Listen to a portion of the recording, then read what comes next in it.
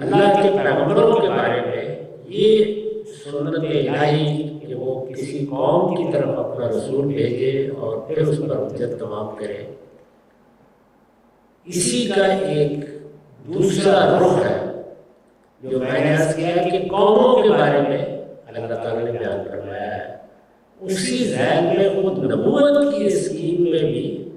अल्लाह ताला के यहाँ एक कौम का इंतखाब हुआ है, और वो कौम या वो उम्मत ज़ुर्रियत इब्राहीम अलैहिस्सलाम की औलाद। अब यहाँ रुक कर ये समझ लीजिए कि एक कौमों का महशर किस तरह करना होता है, वो सुन्नत इलाही है। एक कौमों पर अल्लाह ताला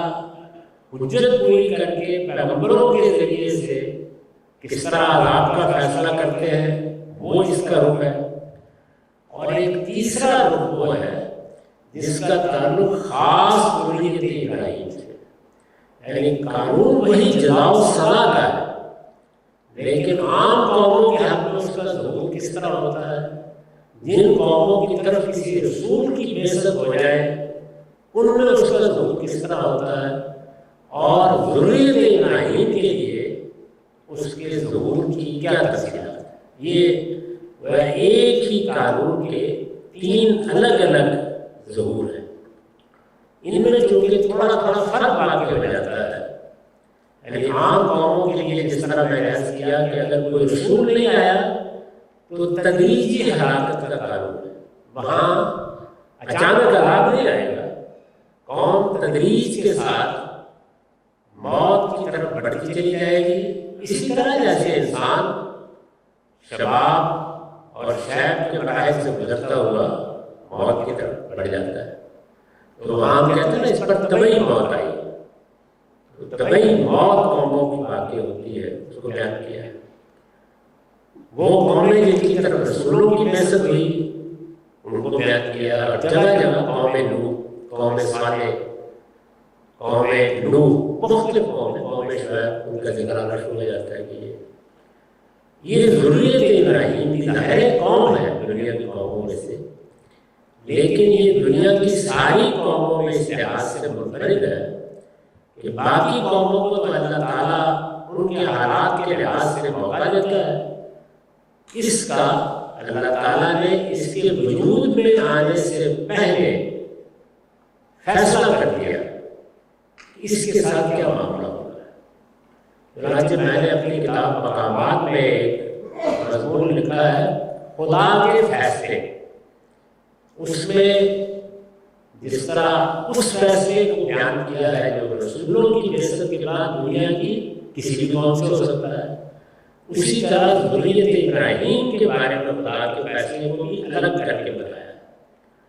अब मैंने यह किया ना कि एक ही कानून है या एक ही सुन्नत है, जज़ा व सज़ा की सुन्नत, दुनिया में अल्लाह ताला के फैसले के इज़हार की सुन्नत, दुनिया में अल्लाह की देनूनत की सुन्नत, एक ही सुन्नत है, लेकिन उसका ज़हूर तीन पहलुओं से होता है। तो हमारे यहाँ भी बहुत से अहले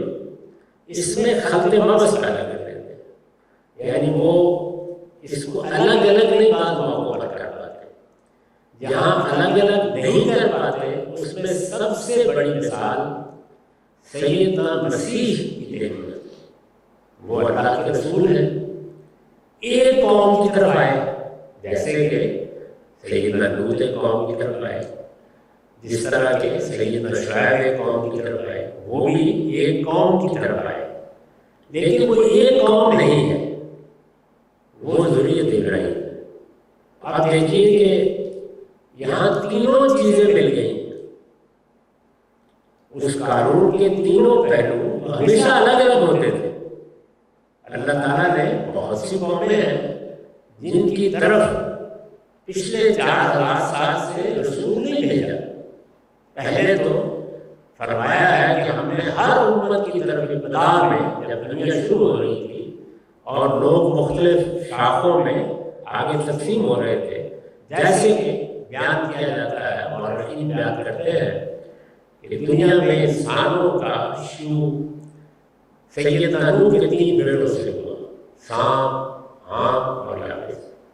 اور اس وقت دنیا میں انہیں 3 کی اولاد پھیلی ہوئی ہے۔ جب وہ طوفان کے واقعے کے بعد دنیا میں پھیلنا شروع ہوئے، ان کا انتشار شروع ہوا، تو وہ قوموں میں تبدیل ہوتے چلے گئے، جیسے کہ اللہ کا قانون ہے کہ جعلناکم شعوبا وقبائل، پہلے قبیلے بنتے گئے، پھر خاندان سے قبیلہ، قبیلے سے قوم، پھر دور دراز لوگ چلتے چلے گئے۔ تو فرمایا کہ ہر قوم کی طرف ہم نے اس زمانے میں رسول بھیجا، لکل امت رسول، اور رسول بھیجا صرف نبی نہیں، لکل امت رسول، فإذا جاء رسولهم قضي بينهم بالقسط، اور جب ان کا رسول آ جاتا تھا تو پورے انصاف کے ساتھ اسی دنیا میں ان کا فیصلہ سنا دیا جاتا۔ تو یہ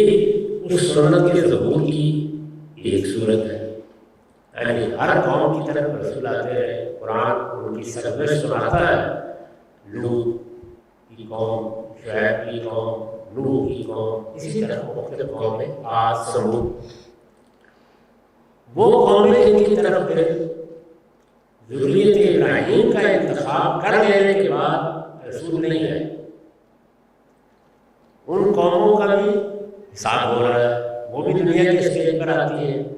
ان کے لیے ہلاکت یا تدلیل کی ہلاکت کا قانون ہے، وہ میں نے بیان کر دیا، وہ بھی اسی قانون کا حصہ، اور یہ ان قوموں میں سے جن کی طرف رسول آئے ہیں، ذریت ابراہیم، ذریت ابراہیم جس طرح کہ میں نے کیا اللہ کی منتخب قوم ہے، کس مقصد کے لیے اللہ نے ہر قوم کا انتخاب کیا ہوتا ہے، ہر قوم کوئی نہ کوئی دنیا میں غیر معمولی کام انجام دیتی ہے، لیکن وہ دنیاوی امور کے معاملے میں ہوتا ہے، کسی قوم کو کوئی خاص ہنر، کوئی خاص حیثیت، کوئی خاص فن، کسی کے اوپر کسی چیز کا ظہور، کسی پر کسی دوسری چیز کا ظہور، کفر و ایمان سے قطع نظر ہوتا رہتا ہے، تو وہ انتخاب تو جاری ہے، لیکن یہ انتخاب اسی طرح کا انتخاب تھا جس طرح اللہ تعالیٰ اپنا پیغام پہنچانے کے لیے رسولوں کا انتخاب کرتا، یہ اللہ کا خصوصی انتخاب تھا۔ اس کو قرآن مجید نے انہی الفاظ میں بیان کیا ہے،